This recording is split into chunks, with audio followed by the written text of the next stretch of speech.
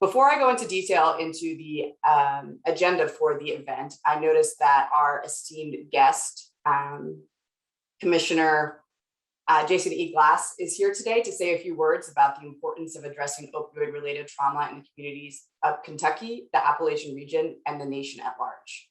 So I will now turn the stage over to Jason E. Glass, Commissioner of Education and Chief.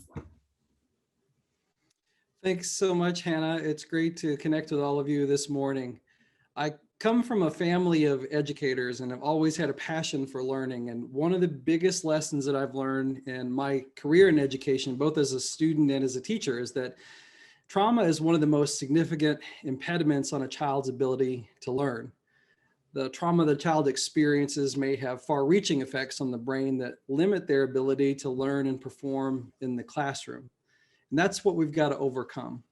So with that knowledge, we understand that all of our educators, our staff, school administrators, we can all make a difference in the life of a child, and that we should feel empowered to act and to help create trauma-informed schools. Our entire education community plays a role in creating a culture where schools are sanctuaries for safe, caring environments, a place where all of our students and educators can thrive. But in order to achieve that trauma-informed school culture, there needs to be a true collaboration between the community and the schools.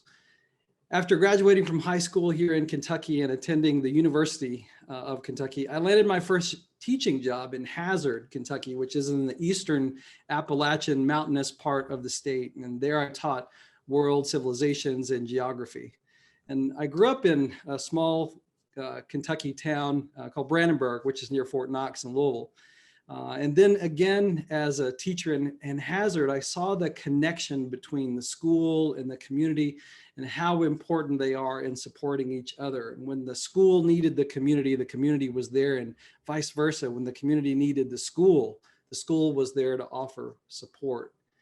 Going forward, we have to work to break down the silos that prevent that connection, that critical connection from happening. We have to think about how we can make seamless systems of support for students and families, because if the community is suffering, then the school suffers too.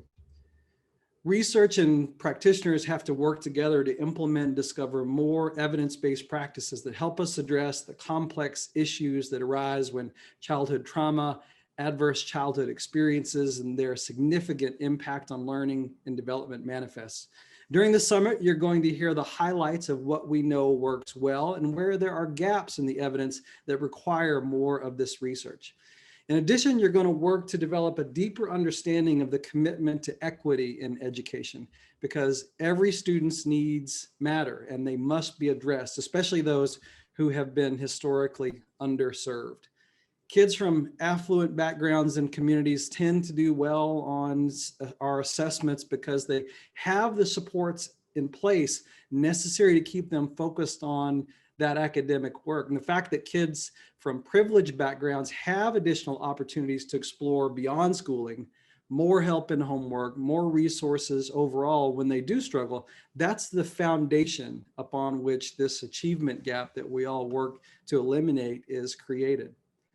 The students, conversely, from the underserved background, they aren't as likely to have a support system like that. They aren't thinking as much about the periodic table. They're probably thinking about, are they going to have anything to eat when they get home? Will they get to see their parents who are likely working late or multiple jobs, or they may be taking care of their siblings at night. We have half a century of research on educational outcomes. It tells us that somewhere between 60 and 80% of the variability that we see in standardized achievement measures is associated with out of school factors.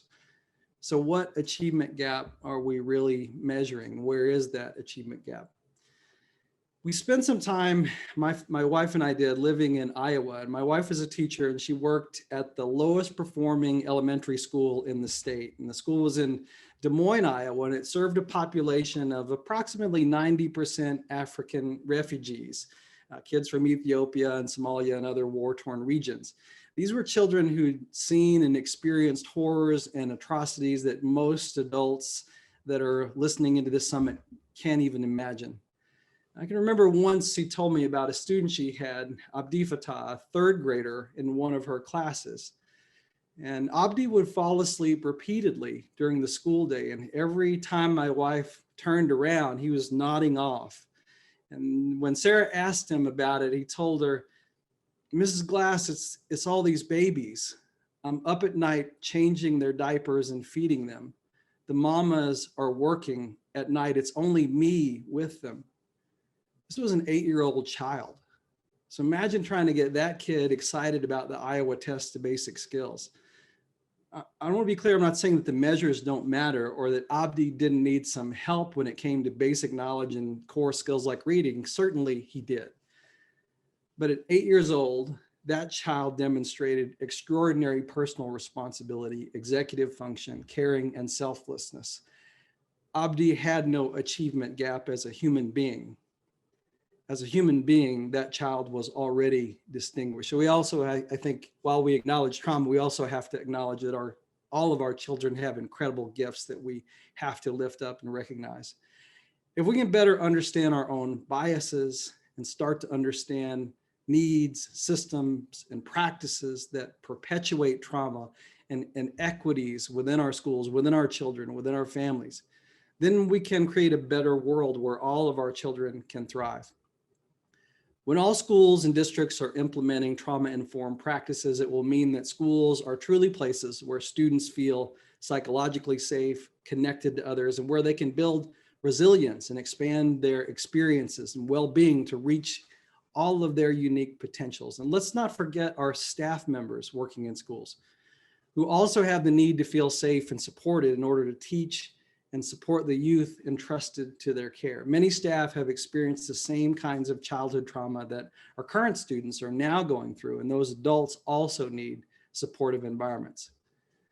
To get to that point of universal trauma-informed practices and where that's part of our practice in schools, we need every person working with our students, including our classified and support staff, to be engaged as well. Here in Kentucky, we've offered our school bus drivers youth mental health first aid training, which helps them recognize the signs of students who may be having a mental health issues. And some districts have also trained their bus drivers, custodians, cafeteria workers on youth mental health first aid, knowing that they can sometimes see the things that are troubling students and they may not be as evident to teachers and students. And sometimes that bus driver is the first and last person that student sees in the day. And so that professional that we have working with our kids needs to be able to recognize that trauma and support that student.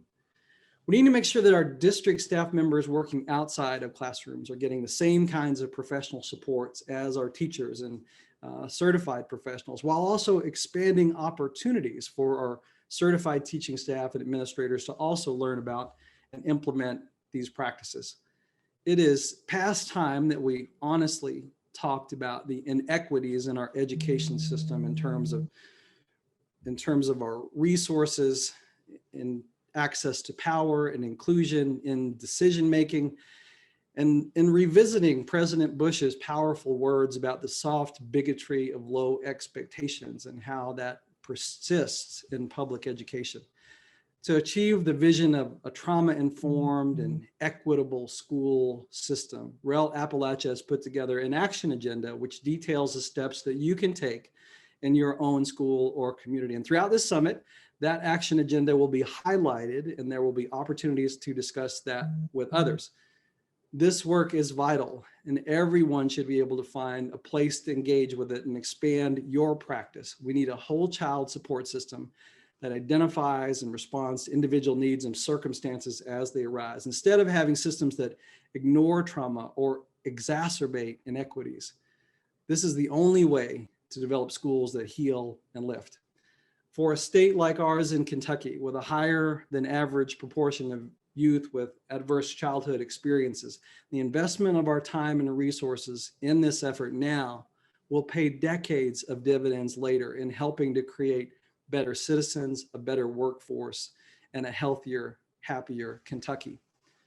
I'm a proud third-generation Kentucky educator and a parent raising 2 students who attend our public schools with my wife, Sarah. I'm also proud of and believe in our public schools, and I believe that they can be better, and we are the people to make them better for our future and our children. It's up to us. Every person that's here is a temporary employee. And it doesn't matter if you're in your role for 2 decades or 2 weeks, at some point, somehow you will eventually leave your current position. So the time that you have to make a difference is limited, it's finite. The clock is running, the fuse is burning on all of us. So I urge you to approach this work with urgency and use the time that you have working in and supporting our schools to do something real and meaningful and with impact. And as school leaders, we should all be measured on how much positive impact we made with the time that we had for that privilege to serve. Thanks so much for spending a few minutes to meet with me and your participation in this summit. I look forward to learning more, and thank you to the REL Lab Appalachia for your dedication and commitment to creating a safer learning environment for all our education and community leaders. Thanks so much.